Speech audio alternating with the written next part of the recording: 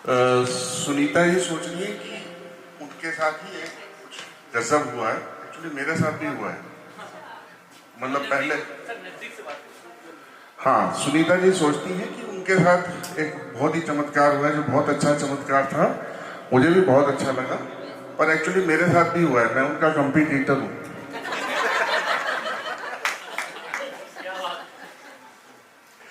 पहले मैं भी गाया करता था, पर लोग मेरे पे हंसते थे, बहुत हंसते थे। मैं दुखी हो जाता था, साईं बाबा से कुछ कुछ मांगता रहता था। फिर उन्होंने कहा एक दिन कुछ होगा। फिर एक दिन रफ़ी साहब मेरे सपने में आए। उन्होंने मुझे 2-3 कागज पकड़ाए। उन्होंने कहा ये पढ़ के सुनाना, कोई नहीं हंसेगा। ये मजमून है, बड़ी उम्र की औरत से शादी। बिल्कुल माहौल चेंज हो जाएगा। कितना अच्छा आपने सुना, और अब मुझे पूरी उम्मीद है कि मेरे पे कोई नहीं हंसेगा। औरत इसलिए शादी करती है कि तारीफ करने के लिए एक बंदा मिल जाए, और मर्द इसलिए शादी करता है कि तारीफ किए बगैर एक औरत मिल जाए। वैसे घर को जन्नत बनाने के लिए शादी जरूरी है। मेरा एक दोस्त कहता है कि ये ठीक है, क्योंकि मरने के बाद ही जन्नत मिलती है। मेरे ख्याल में तो कुंवारा अहमक होता है, लेकिन मेरा दोस्त कहता है कि कुंवारा अहमक होता है, मगर उसे अपने अहमक होने का पता तब चलता है जब वो शादी करता है।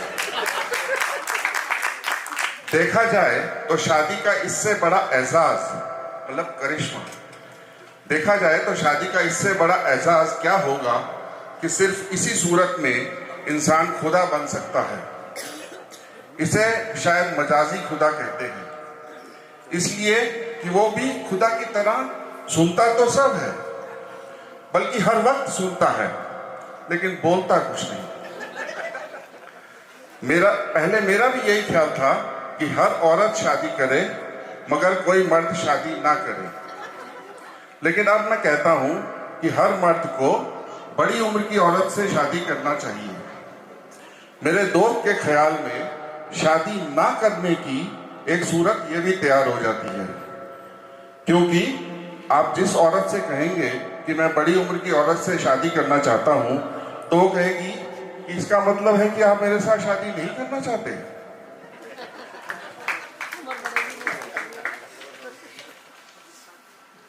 फिर बड़ी उम्र की औरत से शादी करना महकमा आसार कदीमा, यानी कि आर्कियोलॉजी डिपार्टमेंट के मुलाजमीन के लिए तो ठीक है।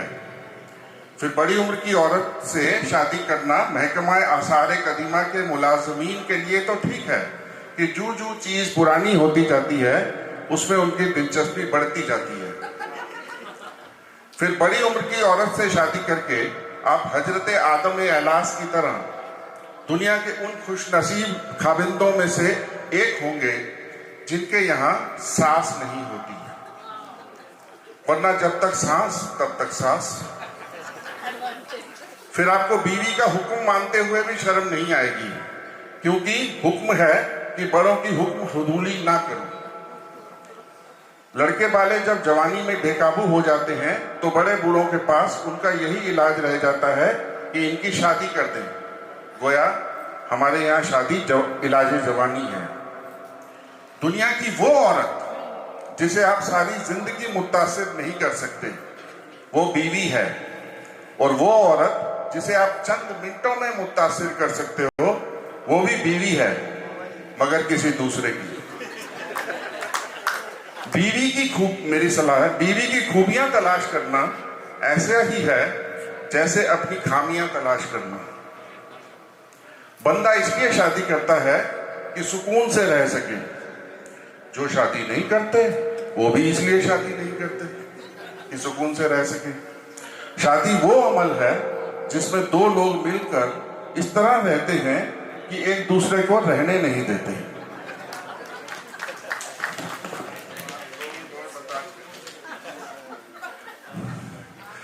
वैसे शायरों को जरूर शादी करनी चाहिए। अगर बीवी अच्छी मिल गई तो जिंदगी अच्छी हो जाएगी। बीवी अच्छी ना मिली तो शायरी तो जरूर अच्छी हो जाएगी। बीवी से बहस में हारने से ज्यादा बेइज्जती वाली बात है उससे बहस में जीतना।